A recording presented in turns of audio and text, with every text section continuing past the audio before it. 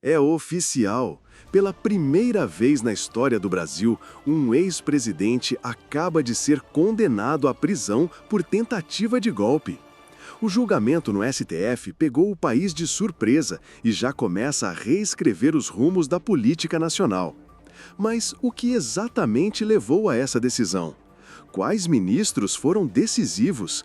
E o que pode acontecer com Bolsonaro a partir de agora? Fique comigo até o final, porque os próximos minutos vão revelar detalhes que a maioria das pessoas ainda não sabe.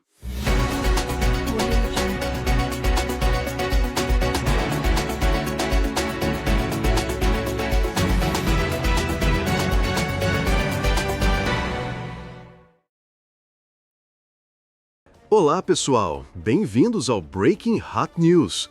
Hoje vamos mergulhar em um dos julgamentos mais esperados da história recente do Brasil, o processo no STF que acusa Jair Bolsonaro de tentativa de golpe de Estado após as eleições de 2022.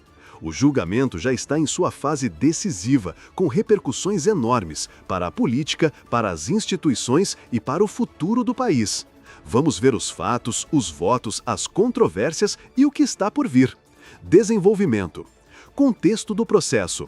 O caso é oficialmente chamado de Ação Penal 2668, em que o ex-presidente Jair Bolsonaro e outros réus são acusados de tentativa de golpe de Estado, organização criminosa armada, abolição violenta do Estado Democrático de Direito, entre outros crimes. As acusações se baseiam em ações após as eleições de 2022, principalmente no que envolveu manifestações, discursos sobre fraude eleitoral, pedidos de intervenção militar e os atos de 8 de janeiro de 2023.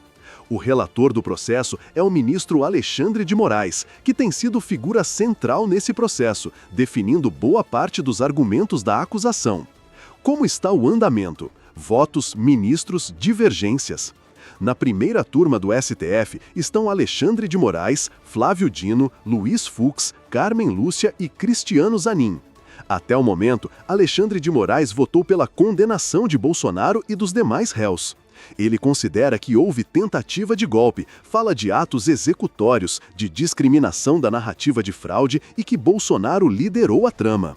Flávio Dino também votou pela condenação, embora tenha opinado que alguns réus, como militares ou figuras com participação menor, merecem penas menores. Luiz Fux se manifestou de forma distinta. Ele absolveu Bolsonaro de todas as acusações da Procuradoria-Geral da República, alegando que os fatos narrados não correspondem aos crimes imputados, que não há evidências suficientes para ligar Bolsonaro diretamente a atos executórios do golpe e que há questões de competência jurisdicional. Uma das grandes divergências levantadas por Fux inclui: se o STF tem competência para julgar esse tipo de ação, ele sugere instâncias inferiores deveriam julgar alguns pontos, questões sobre acesso a documentos usados pela PGR e questionamentos sobre a tipificação dos crimes imputados. Reações institucionais e sociais. O voto de Fux gerou repercussão intensa, tanto de apoiadores do ex-presidente, que veem no voto uma chance de reversão, quanto de críticos que consideram que ele fragiliza decisões institucionais importantes para a responsabilização. Também há movimentos de contestação. Por exemplo, há denúncias de fraude processual por parte de Alexandre de Moraes, com laudos periciais que apontam possíveis irregularidades nos documentos ou no processo. Juristas avaliam se isso pode suspender parte do julgamento.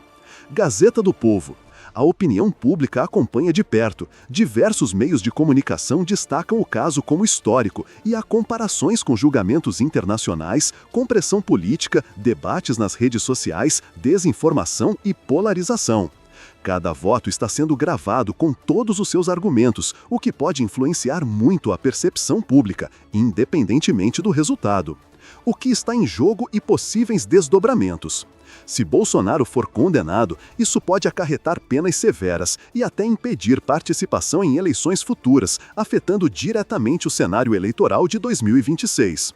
Se for absolvido ou parcialmente absolvido, como Fux sugere, o exemplo legal que fica pode gerar precedentes para futuras ações contra autoridades, para uso de provas, para o alcance de competência do STF, etc.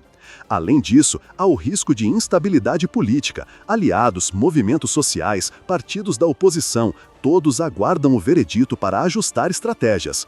Questões institucionais. Como isso afeta a confiança nas instituições, no sistema eleitoral, no STF, na justiça como um todo?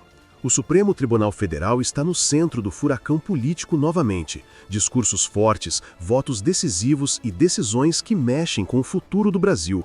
Mas afinal, qual tem sido o papel de Alexandre de Moraes, Carmen Lúcia e dos outros ministros nessa batalha? Fique até o fim deste vídeo, porque você vai descobrir como essas vozes estão moldando a história recente da política brasileira.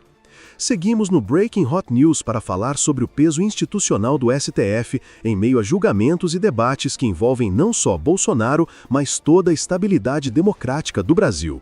Os ministros Alexandre de Moraes e Carmen Lúcia têm tido atuações que chamam bastante atenção, seja pelos votos firmes, seja pelas falas públicas, e cada movimento dentro do plenário gera novas ondas de repercussão no país. Alexandre de Moraes, o protagonista do STF. Moraes é o relator de vários processos ligados aos atos de 8 de janeiro e ao chamado golpe de 2022. Ele já votou de forma dura em relação aos réus, reforçando que houve tentativa organizada de abolição do Estado Democrático de Direito. Em discursos recentes, Moraes tem defendido a importância das instituições e afirmado que a democracia brasileira resistiu porque as instituições funcionaram. Fora dos votos, Moraes também é presidente do TSE até o fim de 2024, o que amplia ainda mais sua visibilidade no combate à desinformação e em temas eleitorais. A Carmen Lúcia, firmeza e previsibilidade. A ministra Carmen Lúcia é conhecida por votos consistentes em defesa da Constituição. Nas sessões recentes, ela tem reforçado a necessidade de responsabilização individual, sem cair em generalizações, e defendeu que o STF deve dar respostas claras diante de ataques ao Estado de Direito. Carmen Lúcia já se posicionou em outros julgamentos de forma a marcar território contra abusos de poder, o que leva analistas a considerar provável que ela acompanhe Moraes e Dino em votos de condenação. Em entrevistas e falas públicas, sempre adota tom sereno, mas com firmeza em relação a ameaças à democracia. Cristiano Zanin, o novo na corte. Embora ainda discreto, o ministro indicado por Lula tem sido observado de perto. Analistas lembram que sua postura no julgamento pode ser decisiva para consolidar maioria e que sua tendência inicial tem sido acompanhar a linha institucional de defesa da democracia. Em sessões anteriores, Zanin destacou a importância de provas técnicas e de respeitar os procedimentos legais, sem abrir mão da gravidade dos fatos. Luiz Fux, o voto divergente. Como já vimos no bloco anterior, Fux surpreendeu ao votar pela absolvição de Bolsonaro, destacando a falta de elementos para caracterizar o crime de golpe de Estado. Esse voto reforça que o STF não é um bloco monolítico e que divergências fazem parte da dinâmica institucional. A divergência dele gerou debate sobre como o Supremo deve lidar com provas, competência e narrativa política. Repercussões institucionais. O STF tem sido alvo de ataques verbais de setores da sociedade, mas também recebe apoio de entidades jurídicas, partidos e da comunidade internacional. Decisões recentes, principalmente as relacionadas ao 8 de janeiro e à responsabilização de líderes políticos, são vistas como fundamentais para consolidar a autoridade do judiciário. O debate sobre ativismo judicial reaparece, com críticos dizendo que o STF está indo além das suas funções, enquanto defensores argumentam que é justamente essa postura que garantiu a defesa da democracia em momentos de crise. O papel do STF além dos votos. Não se trata apenas de julgar casos, os ministros também dão entrevistas, participam de eventos e soltam notas oficiais que influenciam a percepção pública. Vídeos de sessões são transmitidos ao vivo e viralizam nas redes sociais, o que aproxima o STF do público e, ao mesmo tempo, coloca os ministros sob pressão direta da opinião pública. O plenário, nesse momento, virou praticamente um palco, onde cada fala tem repercussões imediatas no cenário político. O STF não está apenas decidindo processos judiciais, está escrevendo capítulos da história política recente do Brasil. Alexandre de Moraes se destaca como protagonista, Carmen Lúcia mantém firmeza institucional, Zanin busca equilíbrio técnico e Fux traz uma voz divergente que pode alterar os rumos do julgamento. Cada posicionamento reforça o peso que a Suprema Corte carrega neste momento delicado da democracia brasileira. Um ataque à democracia que parou o mundo e ainda hoje mexe com a política brasileira. Os atos de 8 de janeiro de 2023 continuam no centro dos debates no STF, nas ruas e até em discursos de ministros como Luiz Fux. O que mudou desde aquele domingo? O que ainda pode mudar? E por que esse tema continua tão presente quase 2 anos depois? Aqui no Breaking Hot News, seguimos com um tema que marcou para sempre a história do Brasil: os atos de 8 de janeiro de 2023. Naquele dia, milhares de manifestantes invadiram e depredaram as sedes dos 3 poderes em Brasília. O episódio foi classificado como um ataque direto ao Estado democrático de direito. Desde então, o Supremo Tribunal Federal se tornou protagonista na investigação e julgamento dos envolvidos. E mesmo passados quase 2 anos, esse assunto segue firme na pauta política e jurídica. O que aconteceu em 8 de janeiro? Manifestantes, insatisfeitos com o resultado das eleições de 2022, romperam barreiras policiais e invadiram o Congresso Nacional, o Palácio do Planalto e o próprio STF. Houve depredação de patrimônio público, roubo de documentos, destruição de obras de arte e violência contra agentes de segurança. A resposta das autoridades foi imediata. Centenas de prisões em flagrante naquele mesmo dia e uma onda de investigações que se estende até hoje. O papel do STF nas investigações. O Supremo assumiu papel central ao julgar não apenas os executores do ataque, mas também supostos financiadores, organizadores e líderes que incitaram os atos. Alexandre de Moraes, como relator, determinou medidas duras, prisões preventivas, bloqueio de contas bancárias e uso intensivo de dados digitais como provas. Até setembro de 2024, mais de 2.000 pessoas já tinham sido denunciadas pelo Ministério Público Federal e centenas foram condenadas pelo STF a penas que variam de 3 a 17 anos de prisão. Declarações recentes de ministros. Luiz Fux voltou a comentar os atos em discursos recentes, afirmando que 8 de janeiro foi uma tentativa brutal de ataque ao Estado de Direito e que a punição é necessária para preservar a democracia.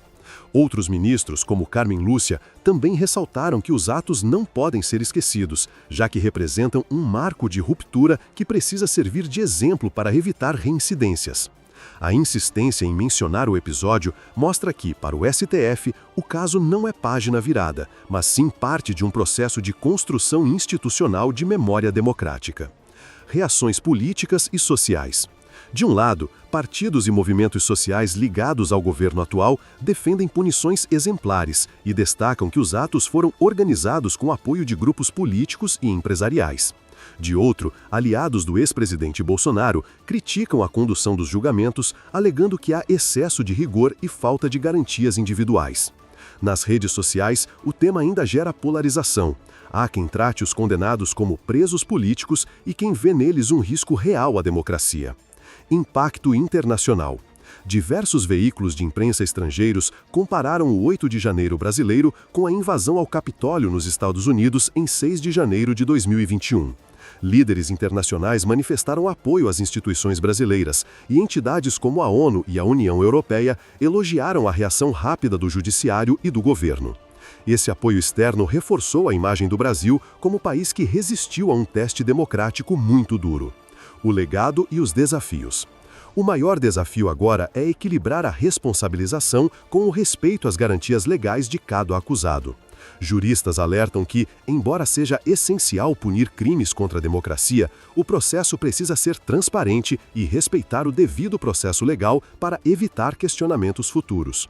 Outro ponto é político. Como os atos de 8 de janeiro influenciam o cenário eleitoral de 2026? O julgamento de figuras ligadas ao episódio pode alterar alianças, enfraquecer lideranças e até mudar candidaturas. Os atos de 8 de janeiro não ficaram no passado. Eles continuam sendo lembrados como um alerta sobre até onde pode chegar a intolerância política e como as instituições precisam reagir. O STF, por meio de votos, discursos e decisões, mantém esse episódio vivo como símbolo de defesa da democracia. E cada fala de ministros como Luiz Fux ou Carmen Lúcia reforça que a história ainda não terminou.